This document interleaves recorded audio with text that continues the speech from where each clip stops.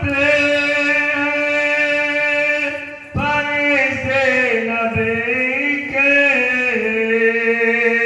قدم چومتے ہیں جلا کر کے جلا حبیب خدا کو جلا کر کے جلا حبیب خدا کو حلیمہ کا گانا سویرے سویرے. السلام علیکم.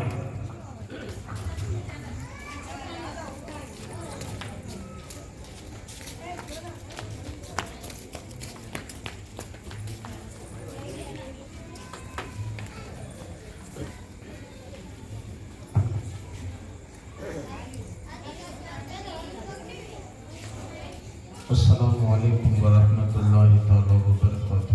وعلیکم السلام ورحمۃ اللہ وبرکاتہ. الفاتحہ.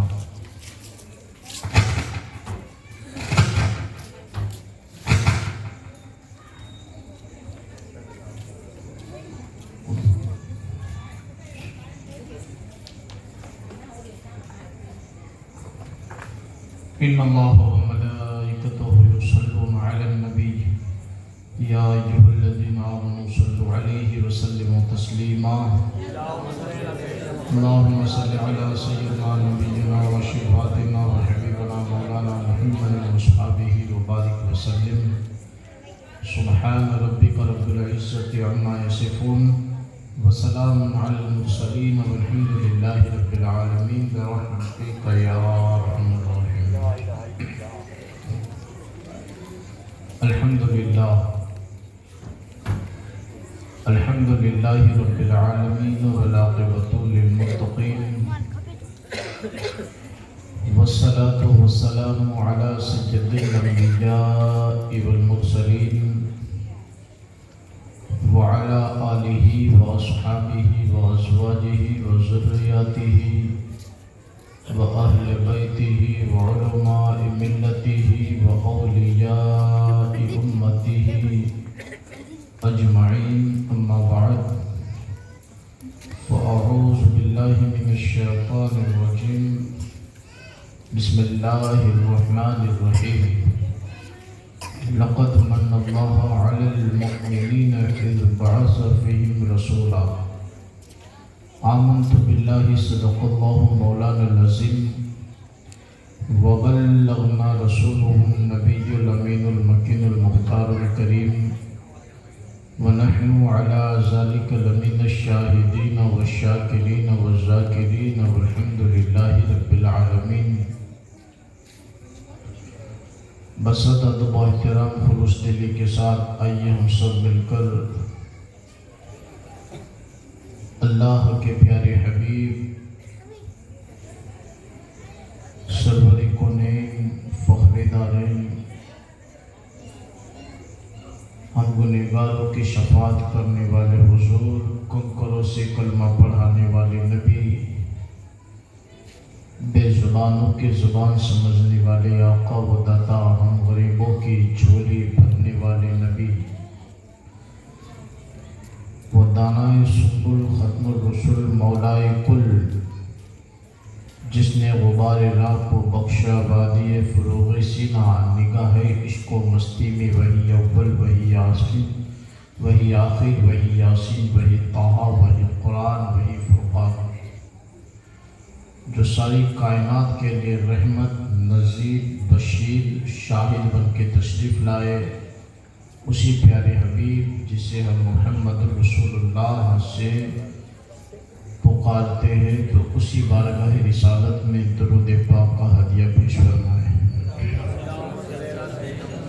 اللہم صلی علی سیدنا نبینا و شفیعنا و حبیبنا مولانا محمد و اصحابہ وبارک وسلم. چمک تجھ سے پاتے ہیں سب پانے والے میرا دل بھی چمکا دے چمکانے والے برستا نہیں دیکھ کر ابر رحمت ہم بدوں پر بھی برسا دے برسانے والے. تو زندہ ہے واللہ تو زندہ ہے واللہ میرے چشم عالم سے چھپ جانے والے. मुजरिम हूँ आका मुझे साथ ले लो के रास्ते में हैं जान बजा थाने वाले तेरा खाए तेरे गुलामों से उलझे है मुनकिर अज़ब थाने गुर्राने वाले रज़ा नफ्स से दुश्मन है दम में न आना कहाँ तुमने देखे हैं चंद्राने वाले। हज़रात, माह रबीउल नूर का मुक़द्दस महीना अपनी रहमतों बरकतें लुटाता हुआ तेज़ी के साथ गुज़र रहा है। अल्लाह अपने हबीब पाक सल्लल्लाहु अलैहि वसल्लम का सदक़ा हमें भी नसीब फरमाए। और चूँकि ये महीना बड़ा अजीम महीना है और इसी महीने से इनकलाब पैदा हुआ दुनिया में और बेशुमार बरकतों का ज़हूर हुआ। चूँकि हमारे नबी जो इस महीने में 12 रबीउल नूर को तशरीफ़ लाए। हज़रात, तारीख़ और सीरत की किताबें इस बात पर शाहिद है कि हमारे सरकार सल्लल्लाहु ताला अलैहि वसल्लम ने अल्लाह तबारक व तआला के अता करदा हुदूद और निज़ाम को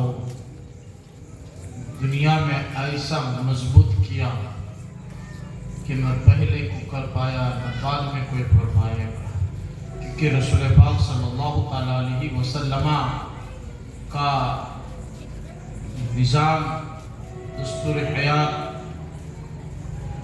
आज भी बंदा उस पर अमल कर ले तो बेशक उसकी ज़िंदगी चमक जाएगी और वो हर जगह कामयाब और कामयाब हो जाएगा।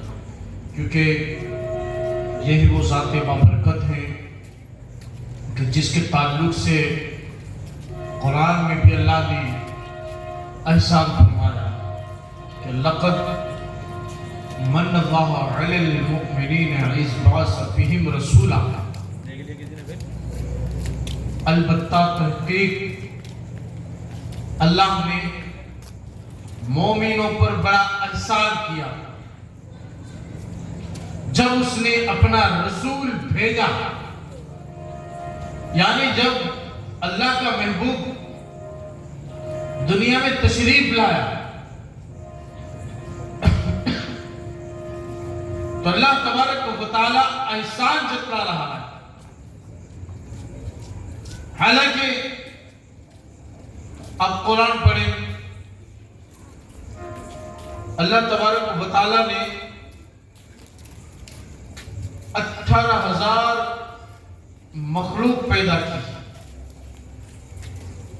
उतने ही आलम पैदा किए, लेकिन अल्लाह ने कहीं एहसान नहीं जतलाया। मिसाल, अल्लाह ने जमीन बनाई, आसमान बनाया, चांद और सूरज बनाए, सितारे बनाए, पानी, हवा, आग, मिट्टी, बेशुमार नेमतें अल्लाह ने हमें अता फरमाई, हमें वजूद बख्शा, अशरफुल मखलूकात का खिताब दिया, लक़द कर्रमना बनी आदम का ताज सजाया, फी अहसनी तकवीर के बेहतरीन सूरत से हमें मुशर्रफ फरमाया और इस जात में अपनी बेशुमार नेमतें रख दी। आंख, हाथ, उंगलियां, जबान, नाक, कान, दांत, ये सारी रब की नेमतें हैं, लेकिन कहीं भी अल्लाह ने एहसान नहीं जताया। कहीं ये नहीं फरमाया ऐ मेरे बंदो, मैंने तुम्हें जमीन बिछोना बनाया, आसमान को तुम्हारे लिए शामियाना बनाया, मैंने तुम्हें आंख दी, कान दिया, नाक दिया, एहसान जताया नहीं। हालांकि ये इतनी बड़ी नेमत है कि आप अगर इनका शुक्रिया जिंदगी भर अदा करें तो हक अदा नहीं होता। आज जमीन की कीमत देखें आप कि जमीन बेच के एक इंसान करोड़पति अब्जोपति बनता है, اسی زمین پر فیکٹریاں لگا کر کے انسان اپنا نام روشن کرتا ہے۔ پانی کو دیکھے کہ یہ اللہ کی کتنی بڑی نعمت ہے۔ اگر احساس کرنا ہے تو 2 دن کے لیے پانی پینا بند کر دے، خود ہی پتہ چلے گا کہ پانی کتنی بڑی نعمت ہے، یہ ہوا کتنی بڑی نعمت ہے۔ انسان جو سانس لیتا ہے، ہر انسان 24 گھنٹے، ہر انسان دن میں 24,000 مرتبہ سانس لیتا ہے، اور اس طریقے سے انسان کی جسمانی صحت بنتی ہے۔ تو یہ ہوا دیکھ لیجیے کتنی بڑی نعمت ہے، پانی کتنی بڑی نعمت ہے، یہ زمین کتنی بڑی رب کی نعمت ہے۔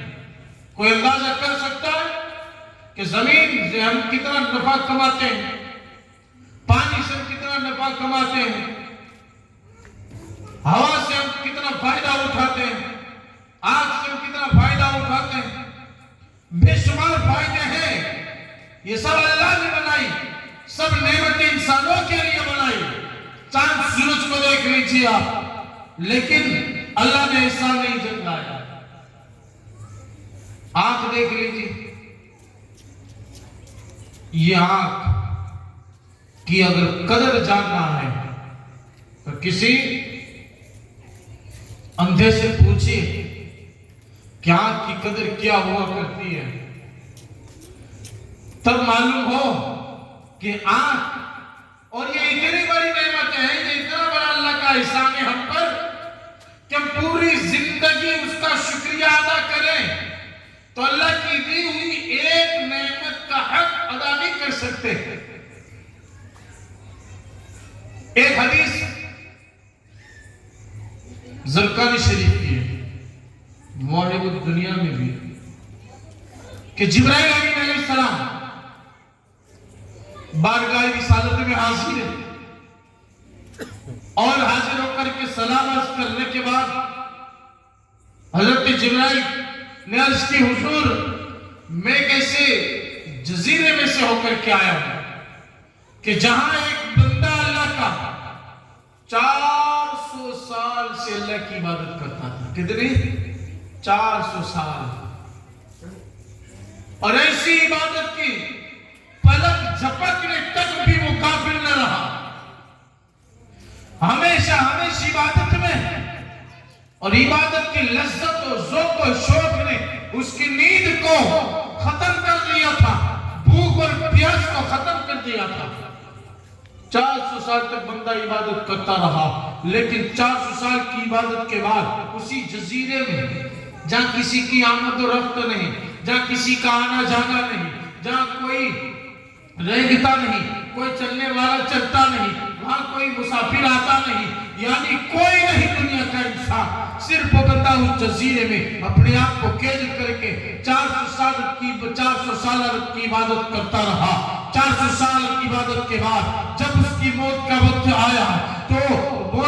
آیا تو اس بندے نے عرض کی بارے اللہ، میں نے 400 سال تیری عبادت کی، پروردگار میں چاہتا ہوں کہ میری موت میری مرضی سے آئے۔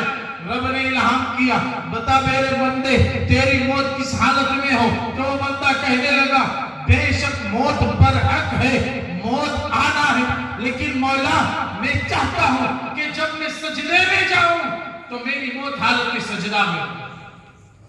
یہ اس نے کیوں بات کہی؟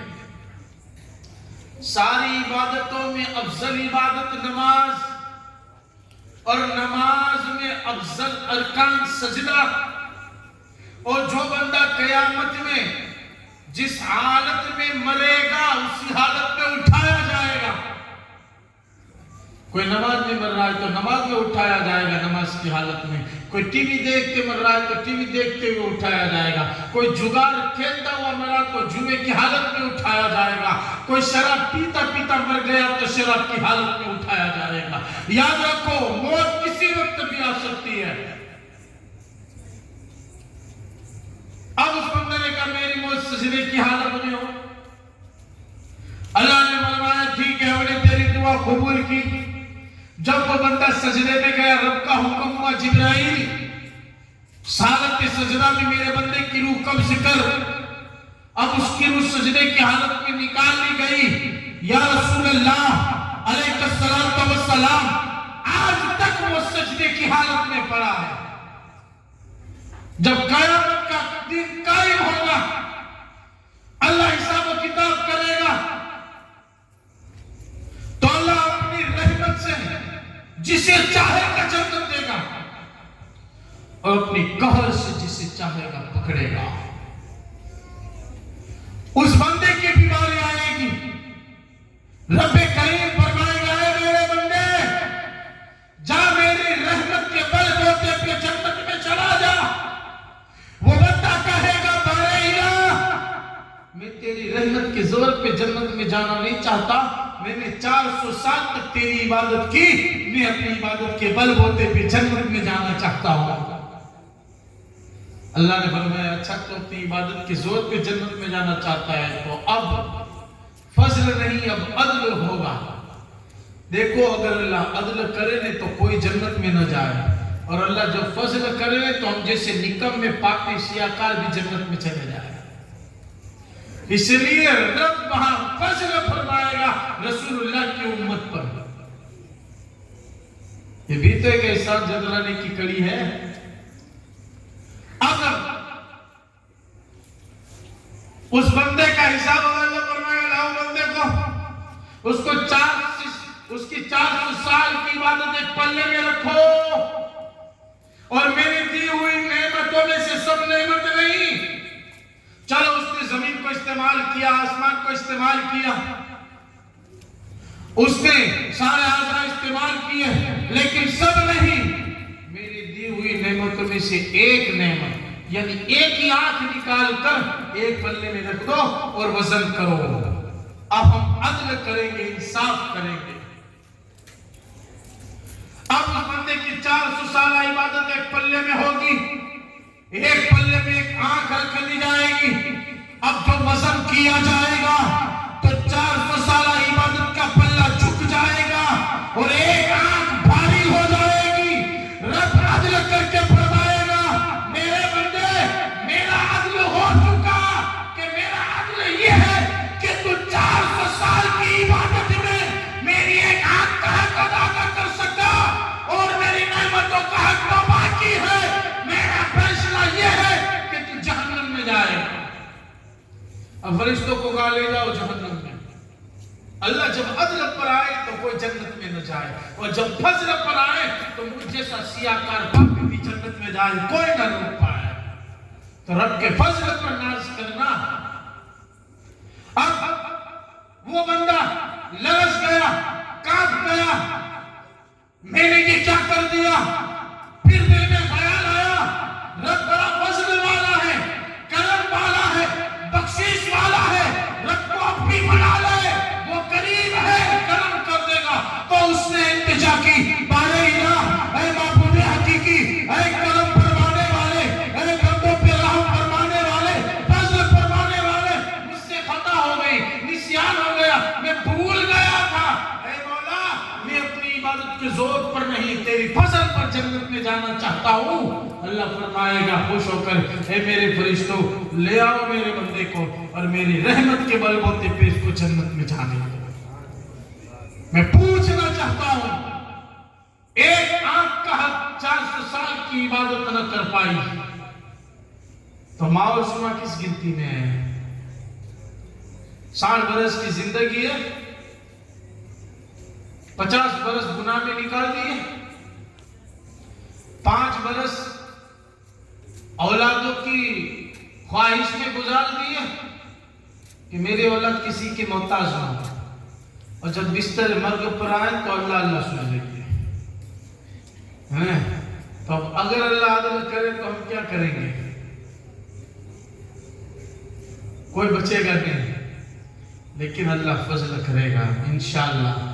اللہ کی ذات پر امید رکھو، وہ فضل کیوں کرے گا؟ اس نے جو اپنا محبوب فضل و کرم والا بھیجا ہے، اسی کے صدقے میں اللہ ہم گنہگاروں پہ فضل فرمائے گا۔ تو اب ایک آنکھ کا حق تھا، ایک ساری بھیکھاری بغداد کی بازاروں میں بھیک مانگ رہا ہے، میرے پاس کچھ نہیں ہے، میں بڑا نادار ہوں، غریب ہوں، تندرست ہوں، خدا کے لیے مجھے کچھ دے دو۔ ایک بزرگ نے پکڑ لیا، ادھر آ، تیرے پاس کچھ نہیں ہے تو غریب ہے، صحیح بول رہا ہے۔ کہا میرے پاس کچھ نہیں۔ کہا اچھا یہ لے 5000 اور مجھے اپنا ایک ہاتھ کاٹ کر کے دے دے۔ کہنے لگا کہ نا بابا نا، یہ سودا کیسا ہے کہ 5000 روپیہ تو بھی خرچہ ہو جائے گا، میں تو ہمیشہ کے لیے جو ہے بیکار ہو جاؤں گا، میرا ہاتھ ہی چلا جائے گا۔ کہا تو لے 50,000 مجھے اپنا ایک پیر کاٹ کر کے دے دے۔ تو کہنے لگا نا بابا کیسی باتیں کرتے ہو، 50,000 اور ایک پیر دے دے۔ تو کہنے لگا اچھا ایک کام کر، اتنے بھی کم پڑ رہے ہیں تو لے 1,00,000 روپیہ مجھے اپنی ایک آنکھ دے دے۔ وہ کہنے لگا نا بابا تمہارا 1,00,000 کب تک چلے گا، میں تو ہمیشہ کے لیے اندھا ہو جاؤں گا، میں ایسا سودا نہیں کر سکتا۔ میں سمجھ گیا تمہیں کچھ دینا نہیں ہے، نہیں دینا ہے تو صاف کہہ دو، مجھ سے ایسی باتیں کیوں کرتے ہو۔ تو اس اللہ کے ولی نے کہا میں یہ اس لیے کہہ رہا ہوں تاکہ تجھے سمجھانے کے لیے کہ تو کہتا ہے میں غریب ہوں، میرے پاس کچھ نہیں، میں نادار ہوں، یہی 2,00,000 کی قیمت ہے، اور ابھی تو اور چیزیں باقی ہے جو کروڑوں کی بنتی ہیں۔ گویا تیری ذات میں رب نے کروڑوں کی قیمت لگا دی ہے، تو غریب نہیں ہے، اللہ کی عطا سے تو امیر ہے۔ میاں مانگنا ہے تو مانگ، مگر اللہ کی قدرت کا انکار نہ کر، اور یہ مت کہ میرے پاس کچھ نہیں ہے، رب کی عطا سے کروڑوں کا سامان تو تیرے پاس ہے۔ یعنی مانگنے کا طریقہ دے دیا اللہ کے ولی نے۔ تو مانگنے کا طریقہ اللہ والوں سے ملتا ہے، اللہ والوں سے مانگو تو تمہیں بتائیں گے کہ رب سے کیسے مانگا جاتا ہے۔ تو یہ پھر بھی اللہ نے احسان نہیں جتایا، پھر بھی اللہ نے احسان نہیں جتایا۔ اور آپ دیکھیں کہ اللہ نے جب احسان جتلایا ایک ذات پر کہ میں نے مومنوں تم پر احسان جتلایا جبکہ میں نے اپنا حبیب تمہیں دیا، رسول دیا اللہ نے تو احسان جتلایا۔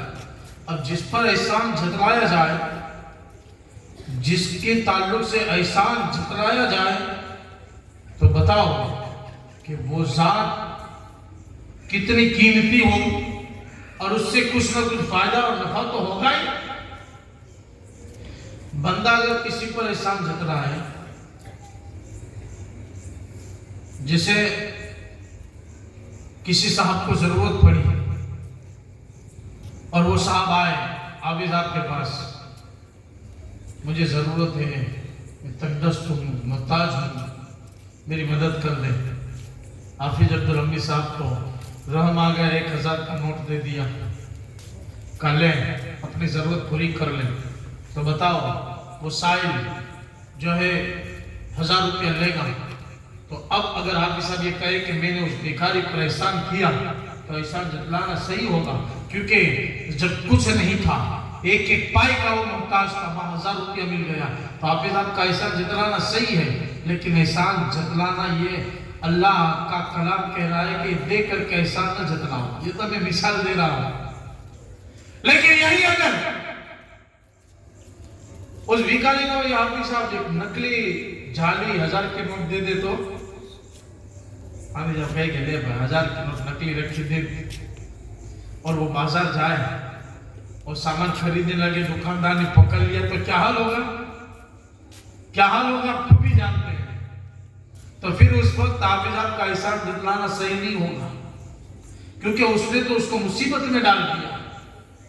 تو احسان جتلانا کیسا؟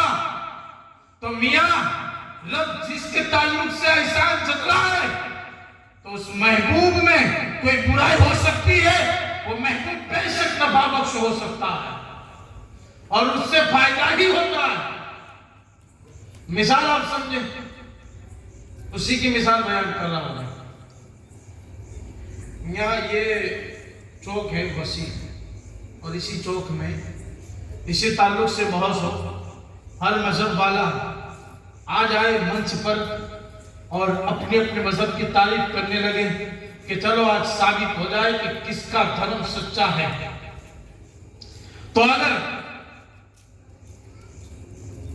سب سے پہلے ہر دھرم والا اپنے دھرم کے تعلق سے کس کی بات بولے گا؟ اپنے رہبر کی، کیونکہ دین سمجھنے کے لیے پہلے رہبر کی پہچان کروائی جاتی ہے۔ اسلام کو سمجھنے کے لیے بانی اسلام مصطفیٰ جان رحمت کی پہچان ضروری ہے. رسول اعظم کے بغیر دین نہیں ہے. تو اب یاد دیکھیں، کوئی ہندو اٹھ جائے اور اپنے دھرم کے تعلق سے یہ بتائے کہ ہمارا رہبر رام چندر بڑا طاقتور تھا کہ سیتا سے شادی کرنے کے لیے بھاری بھرکم کمان کے 2 ٹکڑے کر دیے. تو بتاؤ کہ ہمارا رہبر کتنی طاقت والا ہے. تو ہمارا دین بھی، ہمارا دھرم بھی طاقت والا ہے کہ جس میں ہم غریبوں کو طاقت بھر مدد کرتے ہیں. کوئی عیسائی آ کر کے یہ کہے کہ ہمارا دھرم کتنی شان آن بان والا ہے کہ ہمارے نبی عیسیٰ علیہ السلام پیر کی ٹھوکر مارتے تھے قبر کو اور مردے کو زندہ کر دیتے تھے. تو ہمارا نبی شان والا ہے تو ہمارا دین بھی شان والا ہے. کوئی یہودی آ کر کے کہے کہ ہمارا نبی موسیٰ علیہ السلام بڑے کمال والے ہیں کہ انہوں نے ایک لکڑی پتھر پہ ماری تو پتھر سے پانی کے 12 چشمے نکل پڑے. تو ہمارا نبی شان والا. تو اگر اسی منچ پر سب مذہب والے اپنے اپنے رہبروں کی، اپنے اپنے آقاؤں کی تعریف کرے تو اس سے اس کی دین کی سمجھ پڑتی ہے کہ اس کا دین کتنا مضبوط ہے. لیکن اسی منچ پر، اسی مجموعہ میں کوئی اشرف علی تھانوی جیسا خبیث، کوئی اسماعیل دہلوی جیسا آ کر کے یہ کہے لوگوں سنو، ہمارا بھی ایک رہبر، ہمارا بھی ایک آقا ایسا ہے جو معاذ اللہ مجبور ہے، جو کسی کی مدد نہیں کر سکتا، جو مر کر مٹی میں مل گیا، جس کو دیوار کے پیچھے کا علم نہیں، جو خود کی مدد نہیں کر سکتا اوروں کی کیا مدد کرے گا. اب ایسی بات کہیں تو بتاؤ لوگوں پر کیا اثر ہوگا. لوگ کہیں گے چلو چلو ایسے دین کو دور سے سلام. ہمیں ایسے دھرم کی ضرورت نہیں کہ جس کا آقا، جس دین کا رہبر اتنا مجبور ہو، اتنا کمزور ہو، وہ دین کبھی مضبوط نہیں ہو سکتا. چلو ہمیں ایسے دین کی ضرورت نہیں، اس دین کو دور سے سلام. بتائیے قسم خدا کی کھا کر بتائیے، تو بتائیے کیا دین بچے گا؟ لیکن مولانا عباس صاحب جیسا اعلی حضرت کے در کا گدا کھڑے ہو کر کے کہے مجھ سے سنو، اے ہندو دھرم ماننے والوں، تم اپنے ران کی طاقت کے بارے میں کہتے ہو کہ بھاری بھرکم کمان کے 2 ٹکڑے کیے، یہ کمال ہے. لیکن ہمارا رہبر وہ ہے، ہمارا آقا وہ ہے، مکہ کی پہاڑی کوہ قبیس پر کھڑے ہو کر کے، زمین پر کھڑے رہ کر، اربوں میل کی دوری پر چاند کی طرف انگلی کا اشارہ کرے تو چاند 2 ٹکڑے ہو جائے. تو جب انگلی کی یہ طاقت ہے تو بازو کی طاقت کا عالم کیا ہوگا؟ کمال کے 2 ٹکڑے کرنا کمال ہے، یا زمین پر کھڑے کھڑے اشارہ کر کے چاند کو 2 ٹکڑے کر دینا، یہ کمال کی بات ہے. پھر کہے مولانا مجھ سے سنو عیسائیوں، عیسیٰ علیہ السلام نے بے شک مردے زندہ کی، یہ کمال کی بات ہے. مردے زندہ کر کے کلمہ پڑھایا ہے، ہمارے نبی کی وہ شان ہے. ابو جہل بن مٹھی میں کنکریاں لے کر کے آتا ہے اور کہنے لگا محمد اس میں کیا ہے؟ نبی کہتے ہیں میں کہوں اس میں کیا ہے، یا کنکر بولے میں کون ہوں؟ ابو جہل نے کہا تو بتائیے، یہی تو میں چاہتا ہوں کہ کنکر بولے آپ کون ہیں. اشارہ کیا، کنکر جو قریب کیا، مٹھی جو قریب کی، تو ہر پتھر سے آواز آ رہی ہے لا الہ الا اللہ محمد رسول اللہ. ارے یہ تو پہلے بولتے تھے مردے، بعد میں زندہ کر کے بولے، یہ کمال ہے. یہ بے زبان پتھروں میں کلیجہ اور جان ڈال کر کے اپنا کلمہ پڑھانا، یہ کمال ہے. ہر کوئی تعریف کرے گا کہ ایسے دین کے قریب ہو جائے. یہودیوں سنو، تم کہتے ہو موسیٰ علیہ السلام نے पत्थर पर लकड़ी मारी तो 12 चश्मे निकल पड़े। बेशक कि हजरत मूसा का अजीम शान मुअजिज़ा है, कमाल है, लेकिन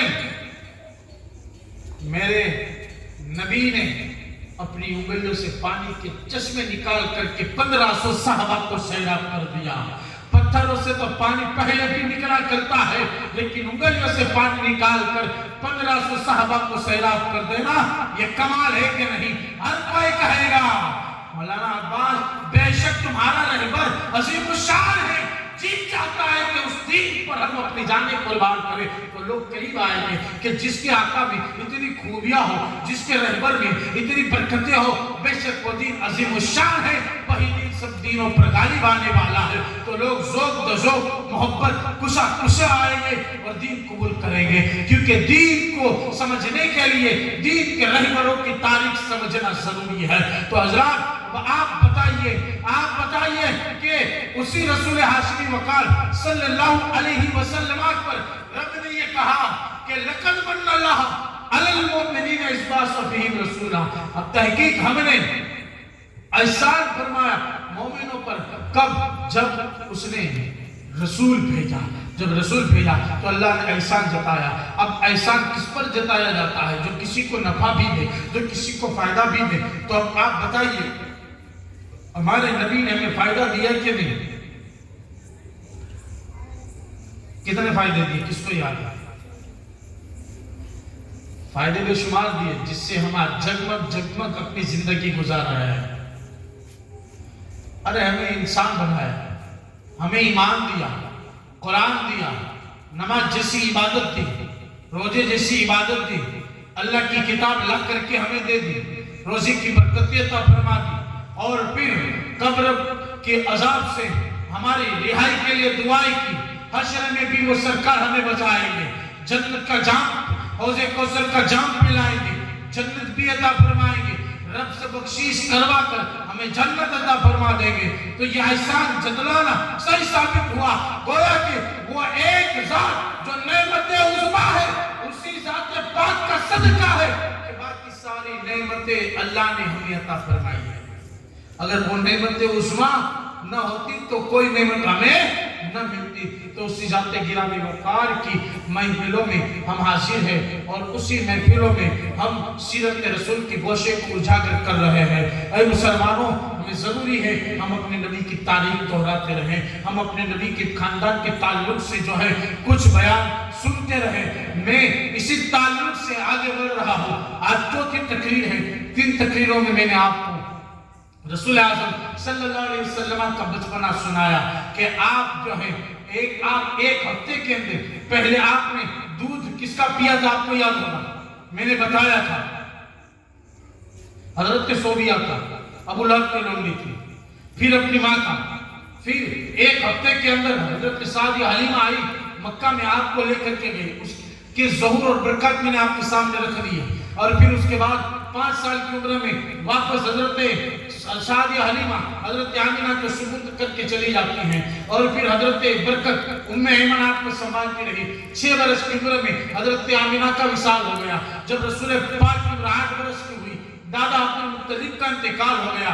फिर अबू तालिब की किफालत में आए, यहाँ तक कि जब आपकी उम्र 12 बरस की हुई तो अपने चचा अबू तालिब के साथ पहला मुल्क शाम का तिजारती सफर किया। फिर हजरत खदीजा के माल तिजारत को लेकर के सफर किया।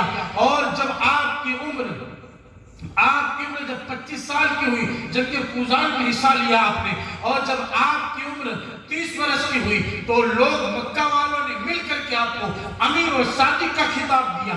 35 बरस की उम्र हुई तो खाना काबा की, जो मैंने कल बयान किया था, अजीम जंग जो कबाइल में छिड़ गई थी हजरत अस्वद रखने की वजह से, तो आपकी वजह से वो जंग सुलह में खत्म हो गई। और जब 37 बरस की उम्र हुई तो आप गारे हीरा की तरफ रुक करके इबादत में मशगूल हो जाते हैं, रियासत में मशगूल हो जाते हैं। 40 बरस की उम्र हुई, जिब्राइल नाज़िल होते हैं वही लेकर के, और आपको जो है हुक्म होता है कि ऐलान नबूवत फरमा दीजिए। 40 बरस की उम्र में ऐलान नबूवत किया, और जब आपकी उम्र 25 बरस की थी तो आपने हजरत खदीजतुल कुबरा से निकाह फरमाया था। ये बात थी ना। आज صلی اللہ علیہ وسلم کی ازواج کی تعداد کتنی ہے؟ کل میں نے بتایا تھا، ضمن اشارہ کیا تھا، اسی تعلق سے میں آج کچھ بیان کروں۔ آپ کی ازواج کتنی ہے؟ ازواج پاک جو مومنوں کی مائیں کہی جاتی ہے، کتنی ہے؟ 12۔ اور یہ شرف ہے آپ کا کہ خاص اس حصہ میں اللہ نے نبی کو نوازا ہے۔ امت کے لیے 11، 12، 9، 10 نکاح کرنا جائز نہیں ہے۔ ایک وقت میں ایک آدمی 4 عورتوں سے نکاح کر سکتا ہے۔ 5ویں کرے گا تو یہ اسلام کے خلاف ہوگا، حرام ہوگا، گناہ ہوگا، اللہ کے عذاب کا شکار ہوگا۔ لیکن نبی کہ کاشانہ نبوت میں ایک وقت میں 11 ازواج تھا، 9 کا اتفاق ہے اعلان نبوت کے بعد، کتنی؟ 9 ازواج پاک کاشانہ نبوت میں رہتی تھی۔ 2 کا تو پہلے انتقال ہو چکا تھا ہجرت سے پہلے، حضرت خدیجہ کا۔ اب دیکھیں 11 ازواج پاک، اور ازواج پاک کون ہیں؟ یہ مومنوں کی ماں حقیقت میں۔ جیسے ایک بیٹا اپنی ماں کی جو عزت کرتا ہے، ہو باؤ بلکہ اس سے بھی زیادہ اس بندے کے لیے لازم ہے کہ وہ رسول اعظم کے ازواج یعنی مومنوں کے جو مائیں ان کی عزت کرے، ان کے تذکرے کرے۔ یعنی ہو بہو یہ ماں کی طرح ہے، ہر لحاظ سے ماں کی طرح ہے۔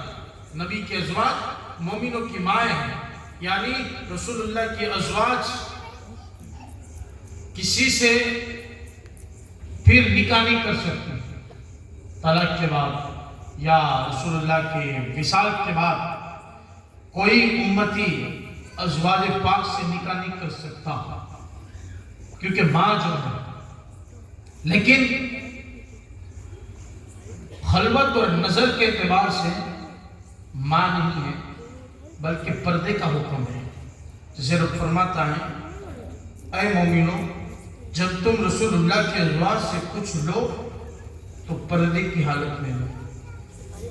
اب ازواج پاک نے بھی پردہ کیا ہے، تعلیم امت کے لیے پردہ کیا ہے۔ اور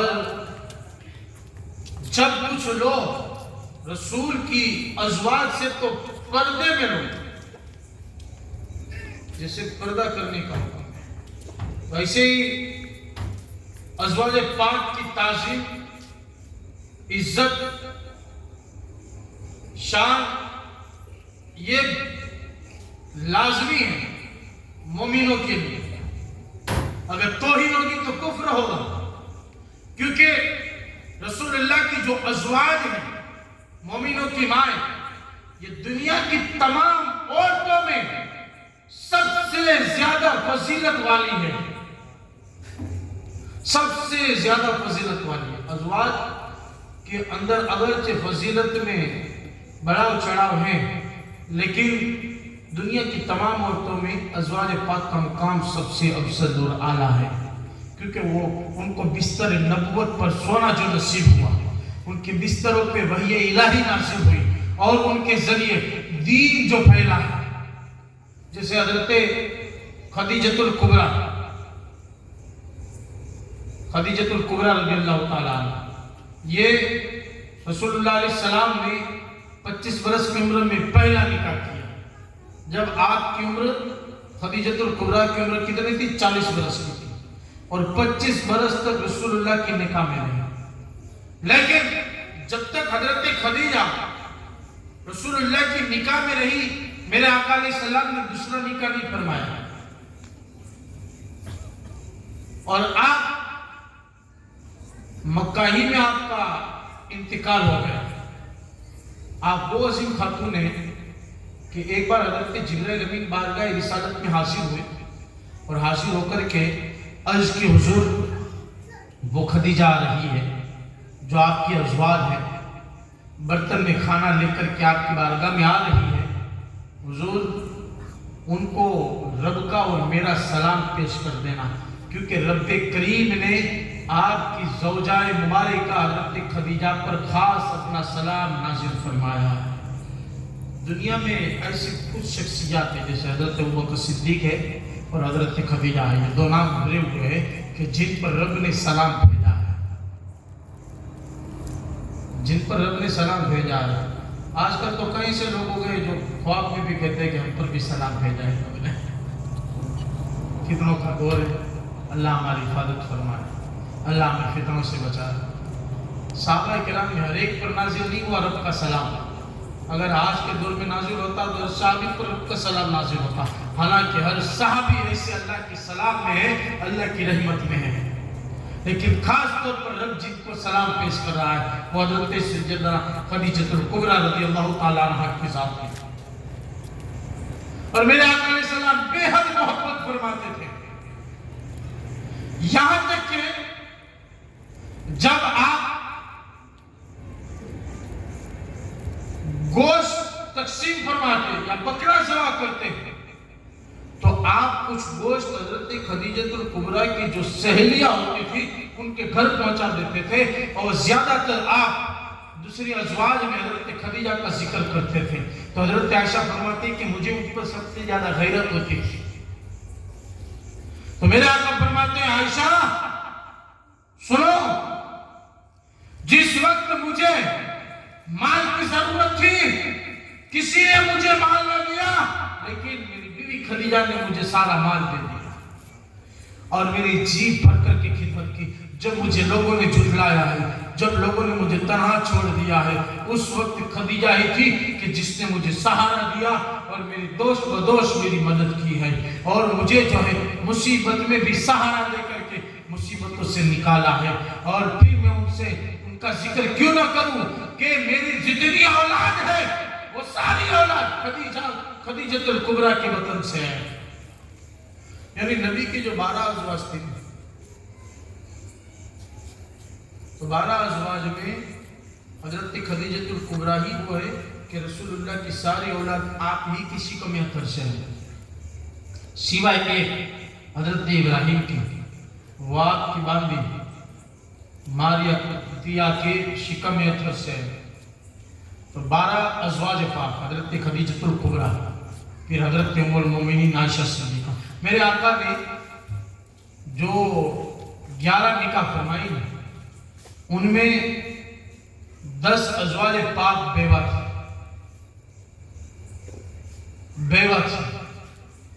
سوائے حضرت عائشہ صدیقہ کے، کہ آپ ہی وہ خاتون ہیں کہ حضرت عائشہ صدیقہ رضی اللہ تعالیٰ عنہ ہی وہ خاتون ہیں کہ آپ بیوہ نہیں ہیں، اور آپ صلی اللہ علیہ وسلم کی زوجیت میں آپ داخل ہوئی، ایک خاتون کے سوا باقی 10 ازواج پاک ہیں وہ بیوہ ہیں، اور میرے رسول پاک نے ان کی دل جوئی کے لیے نکاح فرمایا ہے۔ اور حضرت عائشہ صدیقہ کا مقام بڑا اونچا ہے، 2286 حدیثیں مروی ہیں جن سے بڑے بڑے صحابہ آپ کے شاگرد ہیں، تابعین آپ کے شاگرد ہیں۔ اور اس طرح ام المومنین عائشہ صدیقہ فرماتی ہیں آپ کو کچھ اعتبار سے شرف حاصل ہے۔ ایک کہ حضرت عائشہ فرماتی ہیں بستر نبوت پر ایک لحاف میں جب میں سوتی تھی، اس حالت میں بھی اللہ کی وحی رسول پاک پر نازل ہوتی تھی۔ یہ شرف سوائے میرے اور کسی ازواج کو حاصل نہیں ہے۔ اور آیت تیمم کی جو برکتیں ملی ہمیں وہ بھی حضرت عائشہ کا صدقہ ہے۔ تیسری چیز کہ رسول اللہ صلی اللہ علیہ وسلم اور میں ایک ہی برتن میں ایک ہی جگہ سے کھانا تناول فرماتے تھے۔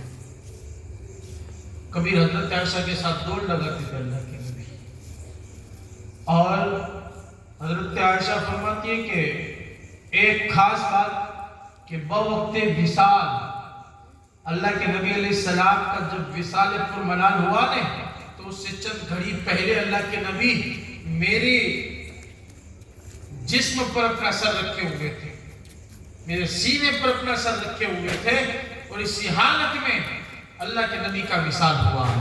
تو آپ بتائیے وہ شرف کتنا اونچا ہے حضرت عائشہ کا.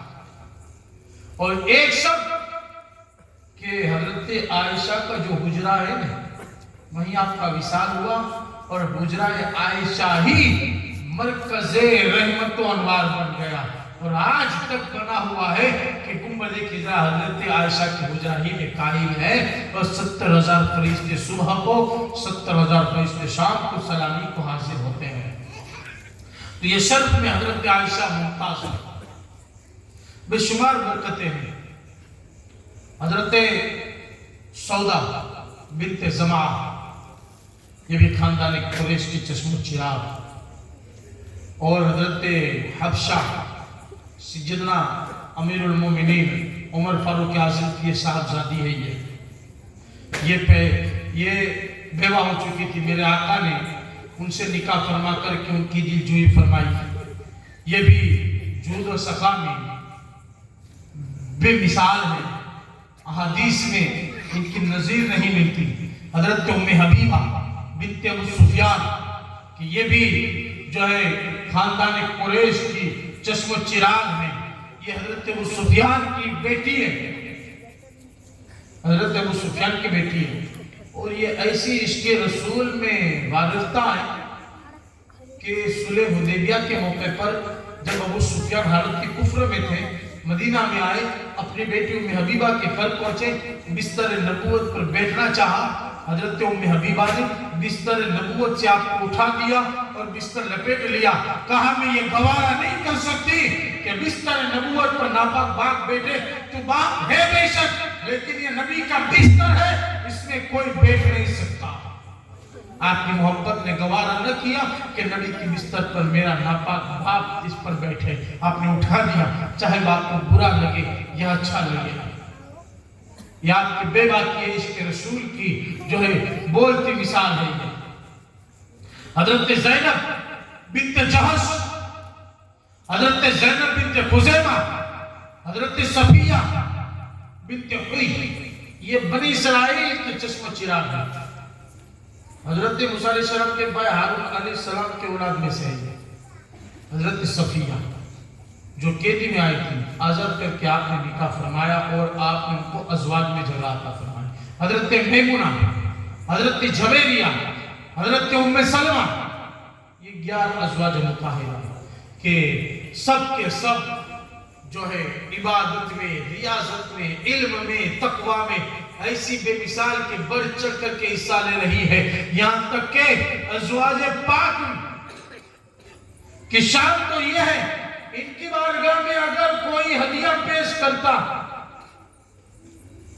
درہم کھانا تو ازواج پاک ان درہموں کو اپنے پاس نہیں رکھتے تھے. مدینہ کے بازاروں میں غریب و مسکینوں میں سارا روپیہ خرچ کر دیتے تھے. تب سکون ملتا تھا کھانا ملتا تھا. خود نہیں کھاتی تھی بلکہ غریبوں میں پہلے تقسیم کیا جاتا تھا. یہ ازواج پاک کے رسول ہیں کہ جن کو رسول اللہ صلی اللہ علیہ وسلم سے اتنی گہری نسبت ہے گویا کہ قریب سے انوار نبوت کو انہوں نے دیکھا ہے. اس طرح نبوت میں انہوں نے انوار رسالت کو ملاحظہ فرمایا ہے. بھلا آپ بتائیے کہ اور کون خاتون ہے جو ان کو چھو سکے. تو یہ 12 ازواج 6 باندیاں ہیں 6 باندیاں ہیں. ماریہ قبطیہ حضرت ریحانہ حضرت نفیسہ حضرت ساحلہ یہ باندیاں 4 باندیاں 6 نہیں 4. تو یہ بھی اعلیٰ کردار والی ہے. سب کے سب مسلمان اور میرے آقا علیہ السلام نے ان سب کی دلجوئی فرمائی ان کی طرف توجہ دی ان کی زندگی کو سنوارا ہے ان کو برکت اور رحمتوں سے نوازا ہے اور انہوں نے جی بھر کر کے مصطفیٰ جان رحمت کی خدمت کی ہے.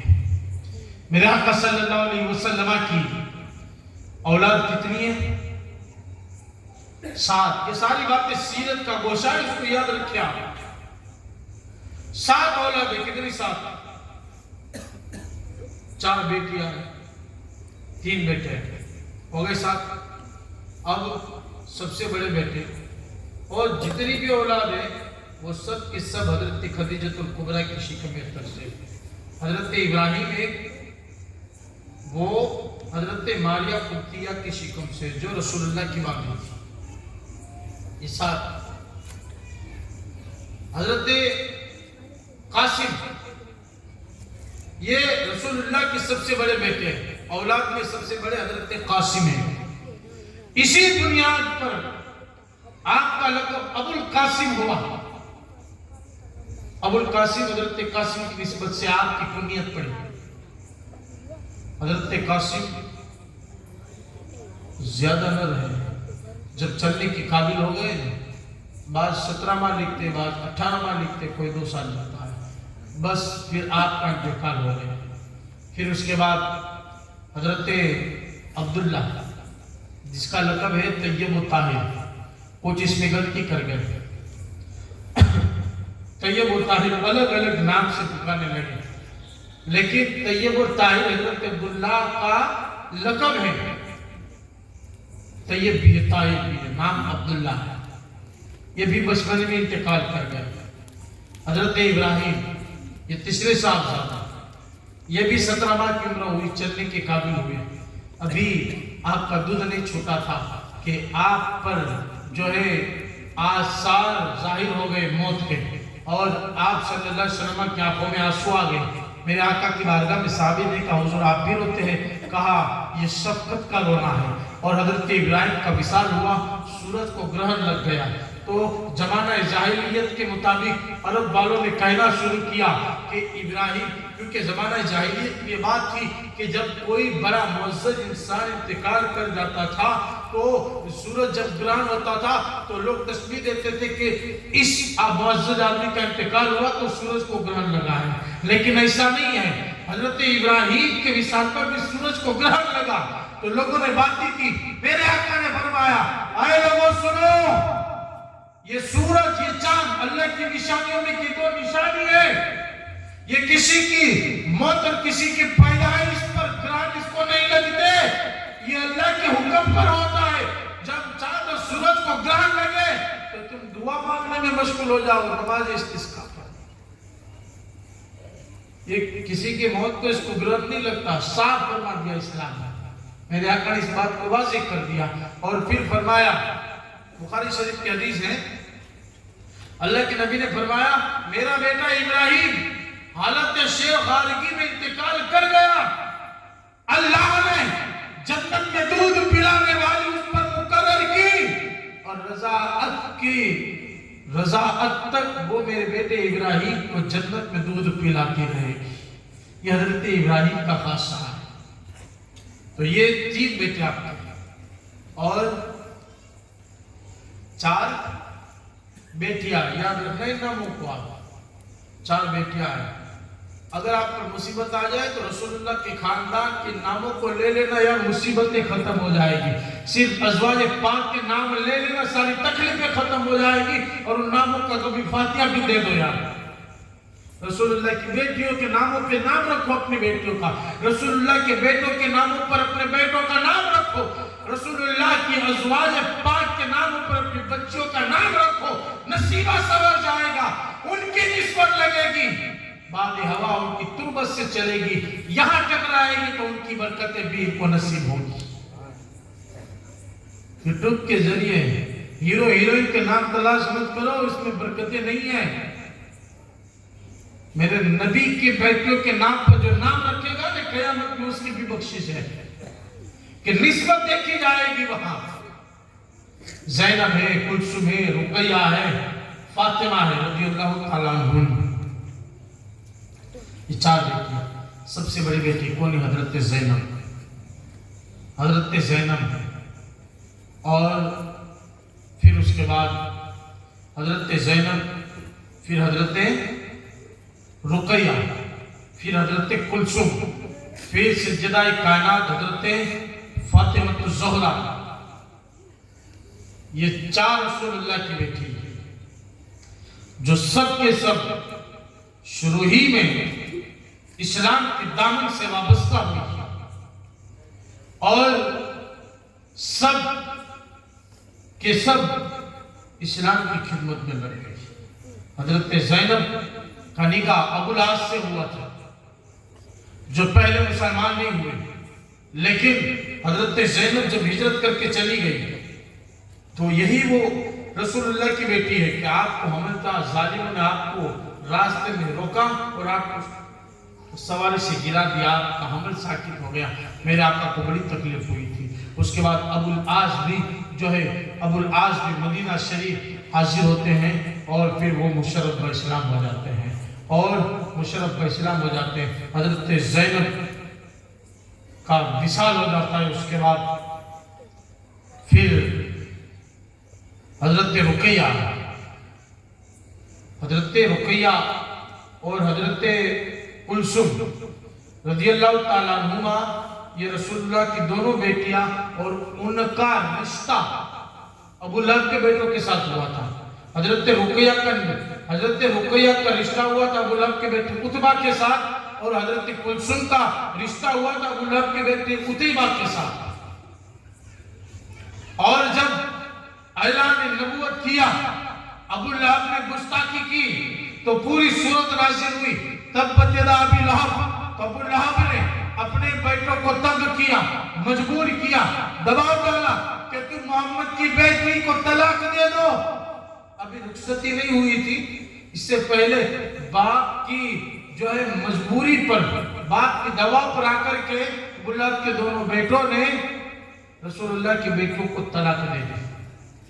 उतबा ने तलाक दे दी लेकिन कुछ गुस्ताखी नहीं की। उतबा ने तो गुस्ताखी भी की, तलाक भी दी और गुस्ताखी भी की, और गुस्ताखी में आप चप्पट पड़ा और आपके गिरेबान को फाड़ दिया।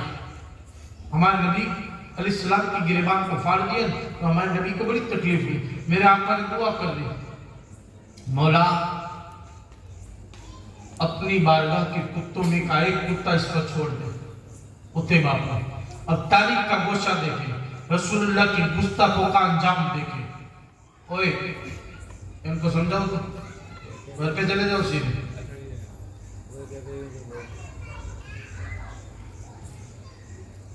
कल से आगे मत देखना, दुरूद पाक पढ़े। अल्लाहुम्मा सल्ली अला सय्यिदना नबिय्यिना व शफीअना व हबीबना मौलाना मुहम्मद व सहाबी व बारिक वसल्लम। जब उतैबा ने गुस्ताखी की रसूलुल्लाह की, मेरे आका ने दुआ की, मौला देखो नबी ने कभी किसी के लिए बद्दुआ नहीं की, लेकिन जब हद से जुल्म बढ़ता है तो कुछ अशखास है जिनके लिए खास तौर पर रसूलुल्लाह ने बद्दुआ भी की है, वो जिक्र भी आएगा इंशाअल्लाह किसके लिए किए वो। मेरे आका ने दुआ की, अल्लाह अपने कुत्तों में से एक कुत्ता इन पर मुसल्लत कर दे या अपने शेरों में से एक शेर इन पर डाल दे। चंद मुद्दत के बाद अबू लहब अपने बेटे उतैबा के साथ मुल्क शाम की तिजारत में चला। ज़क्का नाम एक गांव में पहुंचा तो वहां का राहिब जो था उसने कहा, देखो यहाँ जंगल है और यहाँ दरिंदे ज्यादा है, जरा होशियारी से सोना। अबू लहब ने अपने साथियों को जमा किया और कहा, देखो मोहम्मद सल्लल्लाहु अलैहि वसल्लम ने मेरे बेटे के लिए बद्दुआ की है और मोहम्मद की जबान से जो निकलता है वो होके रहता है, तो मेरे बेटे पर शायद लगता है कि अज़ाब आएगा, कोई शेर हमला करेगा। तो तुम एक काम करो कि अपना तिजारती माल जमा करो और जमा करने के बाद उसके ऊपर मेरे बेटे को सुलाओ और ऊपर कुछ सामान डाल दो कि दिखे नहीं, और उसके आसपास उसकी हिफाजत के लिए हम सब सोए ताकि उन्हें कोई खतरा ना हो। हिफाजती तदाबीर की गई। रात हुई, जंगल से एक शेर आया और सबको सूंघता सूंघता सारे लश्कर को सूंघते सीधा ऊपर झपट पड़ा और अबू लहब के बेटे उतैबा का मुंह चबा डाला और उनको चबा करके और उनके जिस्म के टुकड़े टुकड़े करके शेर चला गया। अब जो उड़ते कांपने वाले न शेर है, उतैबा मरा पड़ा है, शेर कहां से आया कहां गायब हो गया किसी को पता न चला।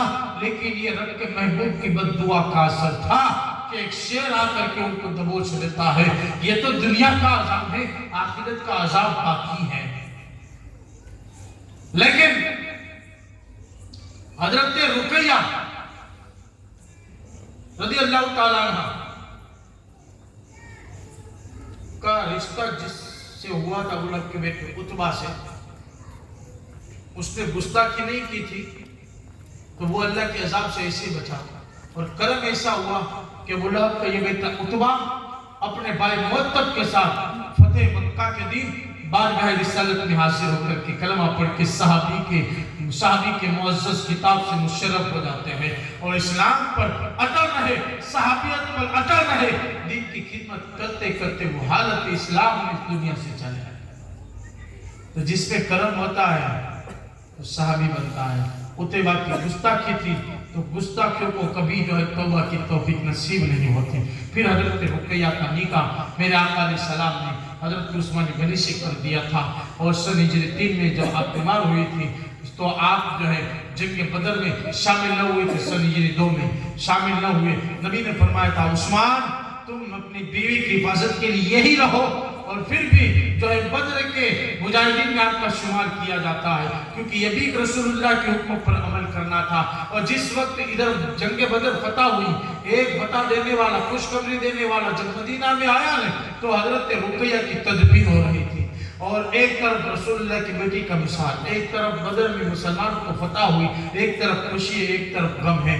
اور اس کے بعد میرے آقا صلی اللہ علیہ وسلم نے حضرت رقیہ کے بعد حضرت کلثوم رضی اللہ تعالی عنہ کا نکاح بھی حضرت عثمان غنی سے کر دیا۔ اس طرح آپ ذوالنورین بن گئے۔ اور پھر ایک بیٹی حضرت سیدہ کائنات فاطمہ الزہرا، جس کا ذکر آپ زیادہ سنتے رہتے ہو محفلوں میں، محرم کے تعلق سے، اور جو ہے بیانات میں آپ زیادہ ان کا تذکرہ سنتے رہتے ہو۔ وہ رسول اللہ کی لاڈلی بیٹی، نبی نے فرمایا کہ فاطمہ میرے جگر کا ٹکڑا ہے، میرے گوشت کا ٹکڑا ہے، جس نے اسے ناراض کیا اس نے مجھے ناراض کیا۔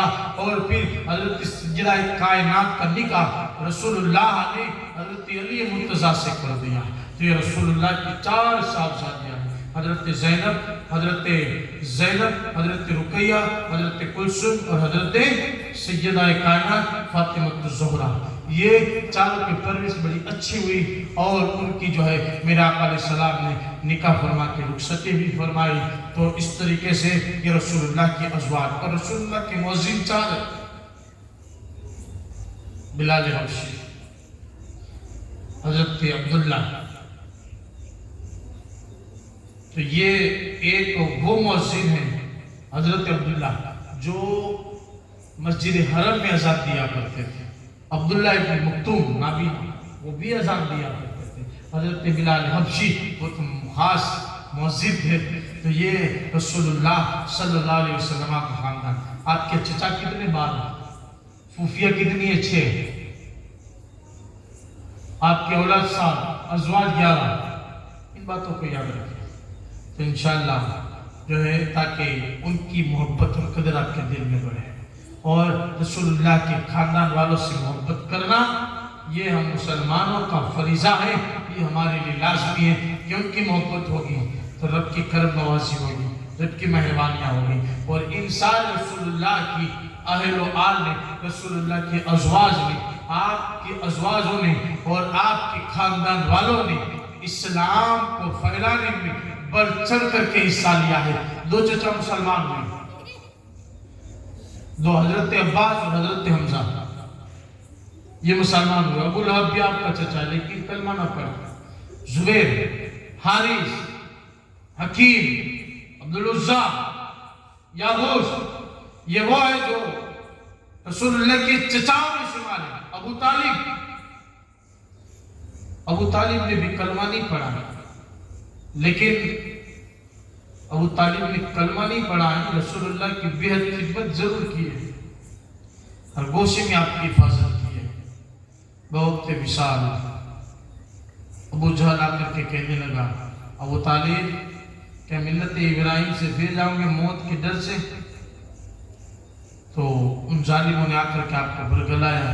میرے آقا فرماتے رہے، چچا جان صرف کلمہ پڑھ لو، میں رب سے آپ کی بخشش کروا دوں گا۔ لیکن ابو طالب نے کہا میرا بھتیجا اس حال میں برابر ہے اور آپ نے کلمہ نہیں پڑھا۔ اور اعلیٰ حضرت اس پر رسالہ لکھا ہے پورا، ایمان ابو طالب پر پوری بحث علماء نے کی ہے کہ جہنم میں سب سے ہلکا عذاب ابو طالب پر ہوگا۔ ان کو رسول اللہ نے ادب سے یاد کیا، ہم بھی ادب سے یاد کریں گے، کیونکہ ان سے کوئی گستاخی نہیں، رسول اللہ کی بے حد محبت کی انہوں نے، لیکن ایک کلمہ نہیں پڑھا تو آپ ایمان نہیں لائے۔ ورنہ آپ نے رسول اللہ کی بہت خدمت کی ہے. کل کے تعلق سے شعیب ابی طالب کے تعلق سے میں کچھ وضاحت کروں گا کہ شعیب ابی طالب نے جو آپ کو محصور کیا تھا، ابی طالب نے بھی جو ساتھ دیا تھا، اور کچھ رسول اللہ صلی اللہ علیہ وسلم کی سیرت کے تعلق سے کچھ گوشے انشاءاللہ پھر میں آپ کے حوالے کروں گا. تب تک کے لیے اللہ کی بارگاہ میں دعا کریں. اللہ تبارک و تعالی ہم سب کو مصطفیٰ جان رحمت صلی اللہ علیہ وسلم، آپ کے خاندان، آپ کی جو ہے تمام قبیلہ والوں سے ہمیں محبت کی توفیق عطا فرمائے، اور رسول اعظم صلی اللہ علیہ وسلم کی میلاد کی برکت اللہ ہمیں نصیب فرمائے، اور رسول اللہ کی ذکر و اذکار کی محفلوں میں اللہ ہماری بخشش فرمائے، اور ہماری زندگی کو تابناک بنائے، اور ہماری عزت و ایمان جان مال کی حفاظت فرمائے. وما توفیق الا باللہ. استغفر اللہ ربی من کل ذنب واتوب الیہ برحمتک یا ارحم الراحمین. صلاۃ و سلام علیہ.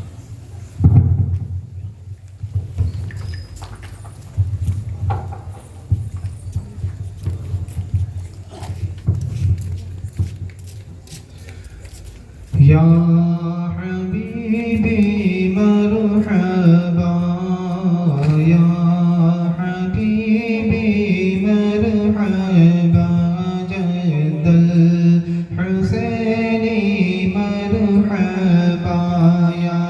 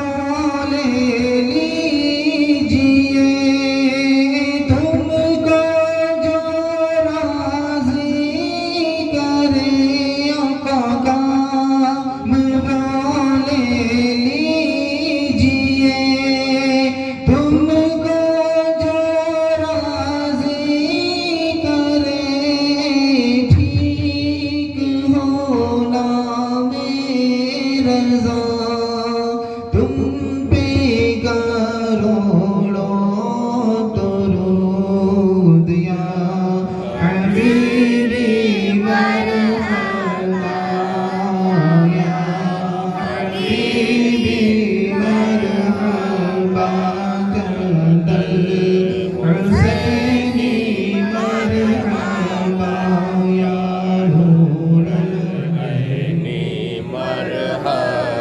الصلاة والسلام عليك يا رسول الله الصلاة والسلام عليك يا نبي الله الصلاة والسلام عليك يا حبيب الله وعلى آلك وصحبك يا شفيعنا يوم الجزاء الفاتحة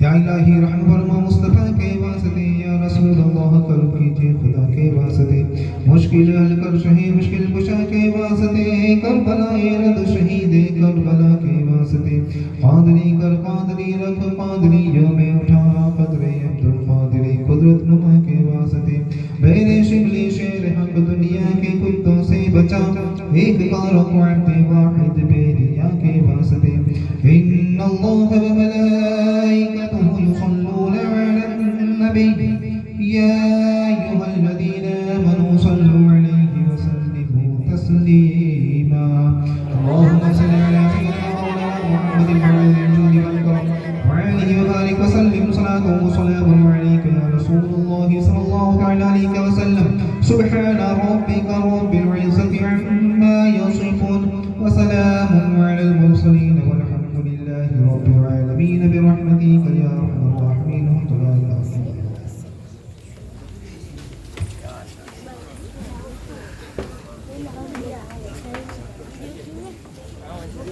Kami dulu harus jalan. Ada. Kalau